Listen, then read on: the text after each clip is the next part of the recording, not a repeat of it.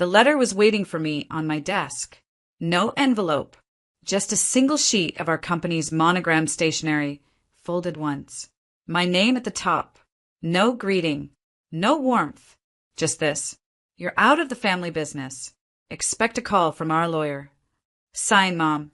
No explanation, no meeting, no conversation, just exile. I stared at it for a long time. Not because I was confused, I wasn't. I had felt this coming for weeks, months maybe. The tension in board meetings, the sudden exclusion from planning calls. My brother Darren's smug little grins anytime I asked questions about projected earnings and got dodged. They'd been working on this behind my back. What they didn't realize, I'd been working quietly too. I didn't reply to the letter with outrage or tears. I texted one word, understood. Then I poured myself a glass of wine, red, dry, no ice, sat on my balcony and watched the sun set like I didn't just lose a company I'd spent a decade helping build. Because I hadn't lost anything yet. They had. By midnight, I'd already made the first call to my private attorney, Meredith, who specialized in corporate dissolutions and high-emotion transitions, as she liked to call them. By noon the next day, my 40% equity share was on the table. I didn't sell it to just anyone. I sold it to our biggest competitor, a quiet, well-capitalized firm that had been trying to edge in on our market for years. And now, with my stake, they didn't need to edge in anymore. They owned enough to step inside. Within 48 hours, my brother was calling nonstop. Vanessa, what the hell did you do? You're being emotional. This isn't how family handles things. Can we meet? Please. We need to talk. I didn't answer right away, because this wasn't emotional. It was surgical. They cut me out. I just made sure they'd feel exactly what they tried to take from me. And what my mother didn't know, what none of them did, was that I had receipts, notes, recordings, and my own version of how this company was really built. And now that I had nothing left to protect, I wasn't just walking away. I was walking through them. The company was supposed to be our legacy. It started in my mother's garage, one sewing machine, a few fabric samples, and a dream of building something for the family, by the family. That's what she always said. But dreams are easy when someone else does the groundwork. I was the groundwork. While Darren was partying his way through college and Mom was pitching investors over wine tastings, I was the one pulling all-nighters, managing spreadsheets, packaging orders, building our first e-commerce site from scratch when we couldn't afford a real developer. I didn't complain. I believed in the vision. In her. I was 24 when I gave up a full-time job offer at a Fortune 500 firm to stay on and help grow the family business. She said it would all be worth it. She said, someday this will all be yours. And for a while, it felt like it might be. We hit 6 figures in year 3, opened a fulfillment center by year 5. I negotiated contracts, optimized the supply chain, and designed the pricing model that finally made us profitable. My name wasn't on the front, but my fingerprints were on everything. Then Darren rejoined the company. After bouncing through jobs for most of his 20s, he suddenly wanted in. Mom welcomed him like a prodigal son returning from war. I was told to train him on operations. I did, quietly, thoroughly, even when he started calling himself co-CEO. Even when he interrupted me in board meetings with jokes about how I was the calculator and he was the big picture. Mom laughed every time. I started noticing changes. Client meetings I wasn't invited to. Expenses I never signed off on. A growing distance in Mom's tone when she spoke to me. Colder clipped. Still I stayed. Because loyalty doesn't vanish overnight. And I thought if I just worked harder, they'd remember who got them there. Then came the letter. Folded. Final. Formal. No thanks. No warning. Just you're out. That's when I realized they didn't just want me gone. They wanted my silence. Because if I was out, they thought they could control the story. They forgot the most important part. I owned 40% of the truth. And now that I had nothing left to lose, I wasn't going to whisper anymore. It's funny how obvious things look in hindsight. Now that the mask had dropped, I could trace the betrayal like a dotted line. Clear, direct, deliberate. It started with the meeting I wasn't invited to. At the time, it was brushed off. Oh, it was just a quick lunch with investors. Darren said it like it was nothing, but I handled our investor communications. Always had. There was no reason I should have been left out, unless there was something they didn't want me to hear. Then came the updated branding rollout. Darren brought it to the board, all polished slides and buzzwords he barely understood. I remember flipping through the presentation and seeing something strange. Our founding story had been revised. Gone was any mention of the garage. Gone was any reference to my name. In its place, launched by siblings Darren and Rachel Evans under the guidance of their mother, Carol. Rachel? My cousin, who worked with us for 3 months before quitting to sell essential oils online. I called them out. Darren laughed and said, "Relax, Vanessa. It's just marketing." Mom didn't say a word. That was when I knew something had shifted. More signs followed, small ones, but they added up. I was asked to focus more on back-end strategy and stay out of client presentations. Mom started calling Darren our key executive. New hires began reporting directly to him, even when their departments were under mine. Still, I kept quiet, because silence, I believed, meant strength, because I thought loyalty was louder than ambition. But the final straw? It wasn't the letter. It was what came after. 2 days before the letter landed on my desk, I caught wind of a rumor from one of our suppliers.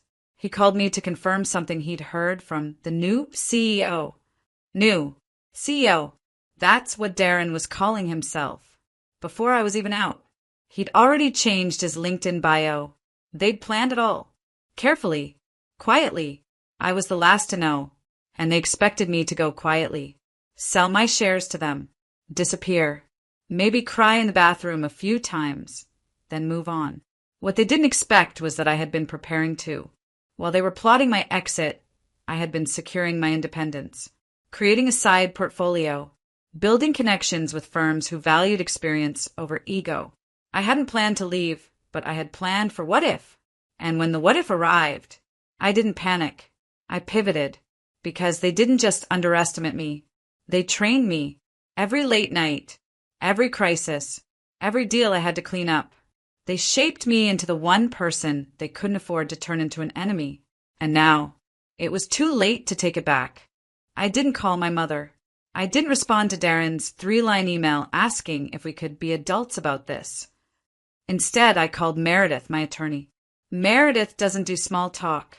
She doesn't blink twice at words like disinherit, hostile takeover, or sham mediation. She once negotiated a settlement so brutal, the posing firm dissolved within the year. "How aggressive do you want to be?" she asked, skipping hello. "Surgical," I said. "I want to be done before they even realize what I'm doing." She paused. "Good, because the way they removed you, that wasn't impulsive.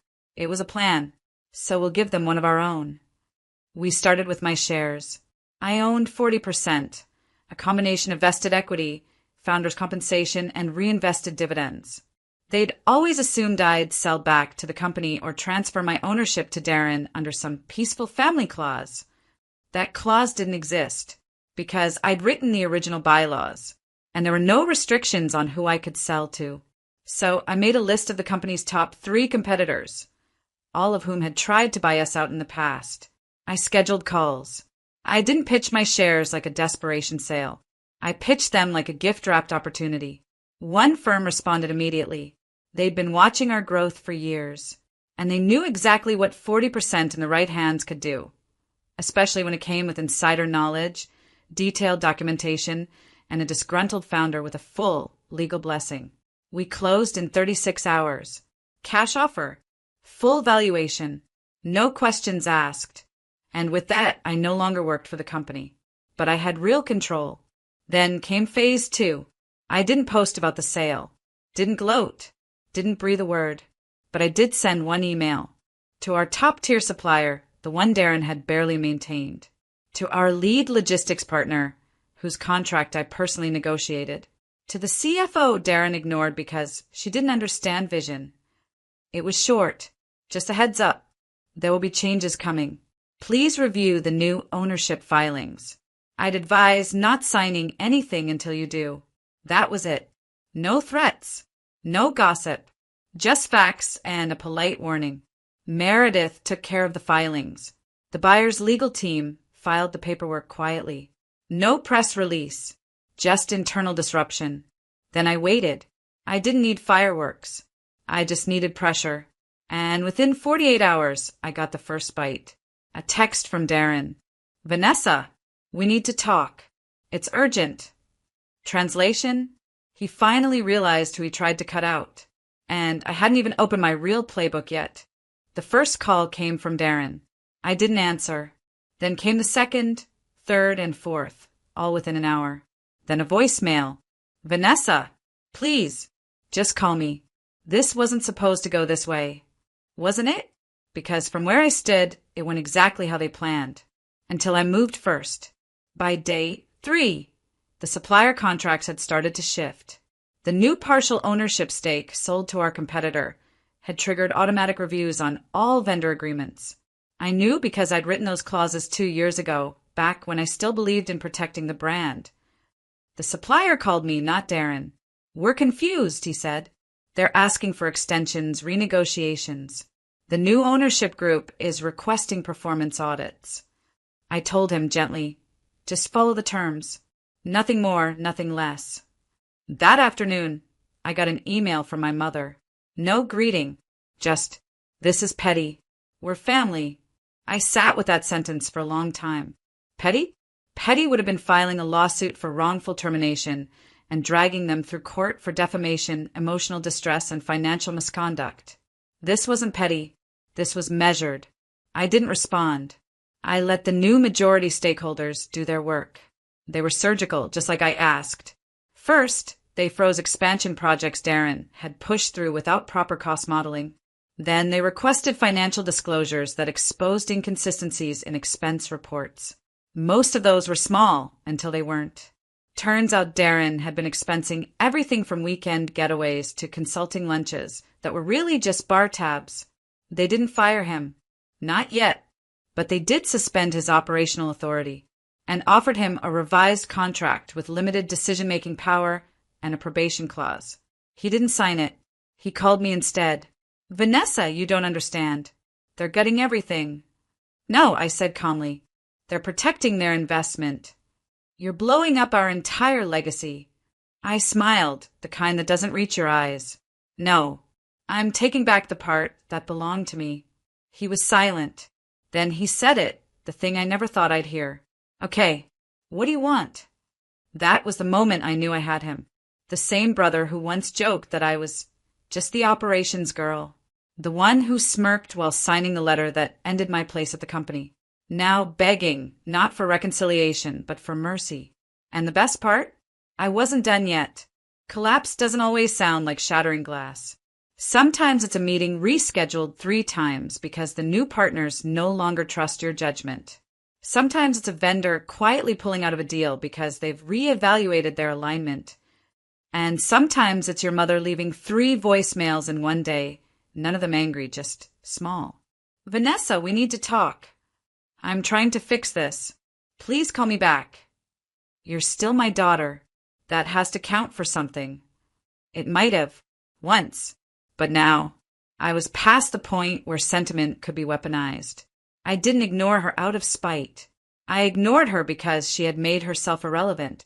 I heard from Rachel, too, the cousin whose name they tried to rewrite into the company's founding story. She posted a vague message on LinkedIn.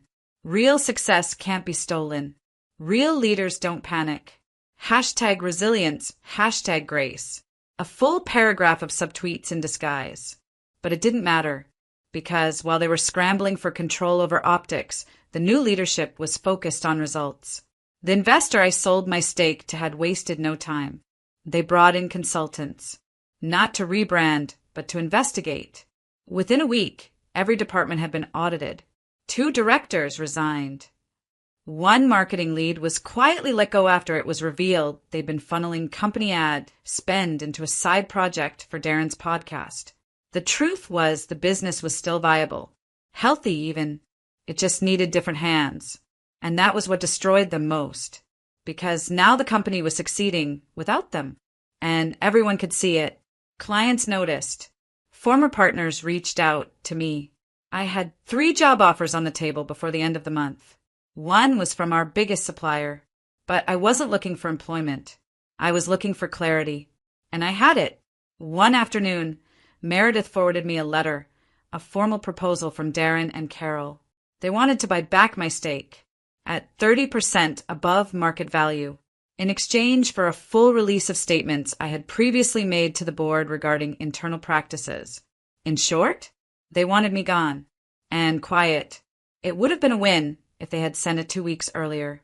But now, their offer was worthless because I had already declined the buyback, already committed to the investor, already ensured that they would never have full control again.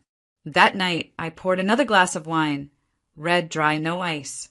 I lit a candle, sat by the window, and smiled, because this wasn't just about revenge. It was about relief. Relief from years of second-guessing myself. Relief from being the afterthought in a story I had helped build from day one. Let them scramble. Let them plead. Let them rewrite their version of history all over again. I had already written the ending. I didn't go back. Not to the boardroom. Not to the office. Not even to retrieve my name from their mouths. I had no interest in reclaiming a seat at a table I helped build, only to be told to stand in the hallway. Instead, I built my own. At first, it was just a side idea, a whisper of possibility, a sketch in the margins of a journal I hadn't written in for years. I called it Second Founders, a consulting and legal prep firm for women being pushed out of their own startups. Women like me. Turns out there were a lot of us. Within weeks of announcing the idea, my inbox was full. Co-founders who were iced out by their husbands after the first round of funding. Daughters pushed aside by brothers in family businesses. Quiet women with sharp minds, waiting for someone to tell them they weren't crazy for feeling erased. I told them what I had to learn the hard way. You're not emotional. You're observant. You're not overreacting. You're uncovering. And you're not dramatic. You're dangerous when you stop apologizing. The first workshop sold out. By month 2, I had 5 paying clients and a wait list. I hired a former paralegal, then a part-time strategist. I got featured in a small business newsletter. The headline read, "The woman they tried to cut out just built the blueprint for the rest of us." Evan, my ex from years ago, emailed me after that article. "Proud of you. Knew you'd do something powerful." I didn't respond, not because I was bitter, but because I didn't need closure from people who only show up once you've already won. I made peace with a lot of things. I stopped tracking the family business's stock value, stopped rereading the letter that started all of this, stopped wondering what would have happened if I had just stayed quiet, because the truth is I would have survived, but I wouldn't have lived. And now I speak on stages I used to sit in the back of. Now I mentor founders who remind me of myself, but younger, louder, and beautifully unwilling to wait for permission. And on Sundays, I go to the farmer's market, buy sunflowers, and sit by the window with my wine, red, dry, no ice. It's not dramatic. It's not glamorous. But it's mine. The life I built when I stopped trying to keep what I was never meant to beg for. The victory wasn't that I made them regret cutting me out. The victory was that I never needed them to begin with. It's strange, the kind of silence you notice after everything explodes. Not the hollow silence of abandonment. I lived in that too long. This one's different. It's the quiet after storm, when the ground stops trembling and you realize you're still standing. That the rubble behind you wasn't your foundation, it was just debris. It's been nearly a year since the letter. No lawsuits. No second offers. No apologies. Just distance. I never heard from my mother again. Not even a message through someone else. Not even for my birthday. It used to sting. That space where a mother should be. But that pain faded quietly, like a bruise you stop noticing. Because eventually I stopped trying to shrink myself into the shape of a daughter she could accept. And started becoming the woman I actually am. The irony? They used to call me the cold one. Too calculated. Too blunt. Too obsessed with process and risk management. But I was never cold. I was just trying to hold together a family who didn't know how to carry me. They only saw value in what I could produce. Numbers, contracts, hours. Not boundaries. Not ownership. not identity. But the day they cut me out, they handed me back everything I'd given up. My voice, my future, my name. That's the thing about people who try to erase you. They never expect you to write the ending yourself. And I did. Not in fire, in ink. I look back now with a kind of gentle detachment. Not forgiveness, not quite, but peace. Like watching a film of someone else's life and realizing the main character finally walked off the wrong set and walked into her own. My company is thriving. Not an empire. Not yet. But clean, honest, impactful. Every time a client sends a message that starts with, "I thought I was crazy until," I remember exactly why I stayed the course. Because the world is full of women like me. Too smart to be overlooked. Too tired to keep proving we belong. Too done waiting for someone to hand us the pen. Now I keep my own notebooks. I write my own numbers. I speak when I want. Walk away when I need. And on the first anniversary of the letter, I did something small. I printed it, folded it, sealed it in an envelope. Then I wrote one word on the outside. Thank you. Not to send, not to burn, just to remind myself that sometimes the door they slam in your face is the one you never should have walked through in the first place.